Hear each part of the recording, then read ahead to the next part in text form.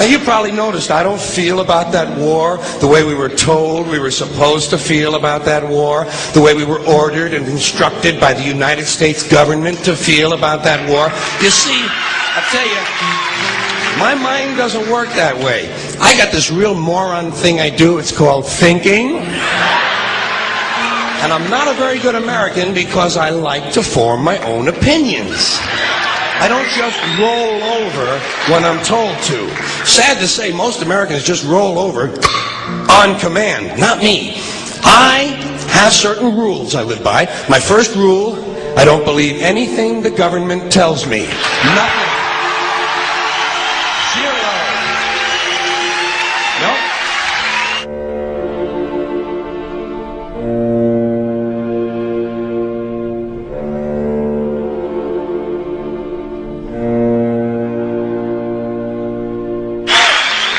I don't take very seriously the media or the press in this country, who in the case of the Persian Gulf War were nothing more than unpaid employees of the Department of Defense, and who most of the time function as kind of an unofficial public relations agency for the United States government.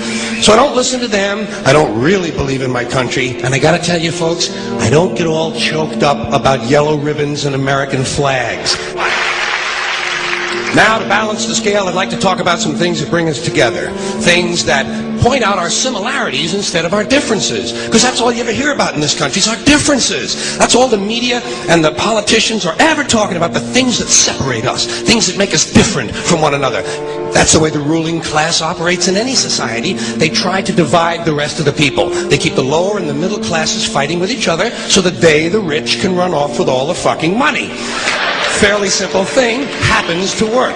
You know, anything different, that's what they're going to talk about. Race, religion, ethnic and national background, jobs, income, education, social status, sexuality, anything you can do, keep us fighting with each other so that they can keep going to the bank.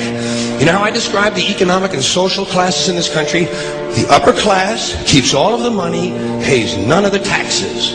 The middle class pays all of the taxes, does all of the work.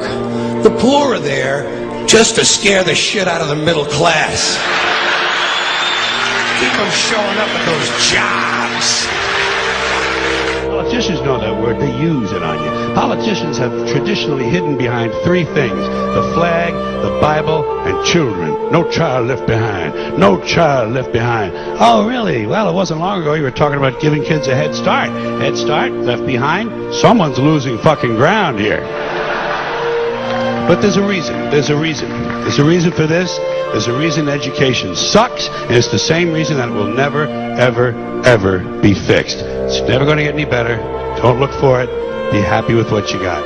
Because the owners of this country don't want that. I'm talking about the real owners now. The big, the wealthy, the real owners, the big wealthy business interests that control things and make all the important decisions. Forget the politicians. They're irrelevant. The politicians are put there to give you the idea that you have freedom of choice. You don't. You have no choice. You have owners. They own you. They own everything. They own all the important land. They own and control the corporations. They've long since bought and paid for the Senate, the Congress, the state houses, the city halls. They got the judges in their back pockets, and they own all the big all the big media companies. So they control just about all of the news and information you get to hear. They got you by the balls. They spend billions of dollars every year lobbying to get what they want.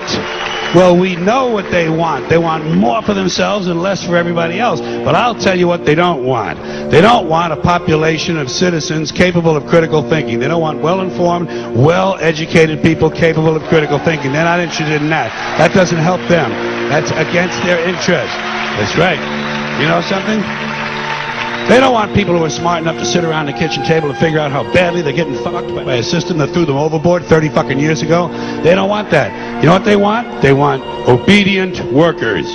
Obedient workers, people who are just smart enough to run the machines and do the paperwork, and just dumb enough to passively accept all these increasingly shittier jobs with the lower pay, the longer hours, the reduced benefits, the end of overtime, and the vanishing pension that disappears the minute you go to collect it. And now they're coming for your Social Security money. They want your fucking retirement money. They want it back so they can give it to their criminal friends on Wall Street. And you know something? They'll get it. They'll get it all from you sooner or later, because they own this fucking place. It's a big club, and you ain't in it. You and I are not in the big club.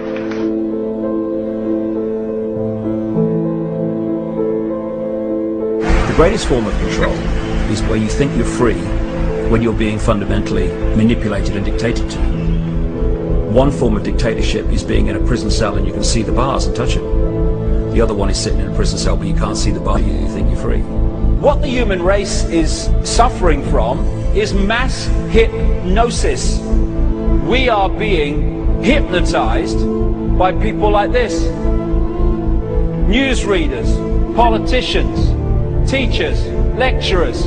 We are in a country and in a world that is being run by unbelievably sick people. The chasm between what we're told is going on and what is really going on is absolutely enormous. The greatest hypnotist on planet Earth is a oblong box in the corner of the room. It is constantly telling us what to believe is real.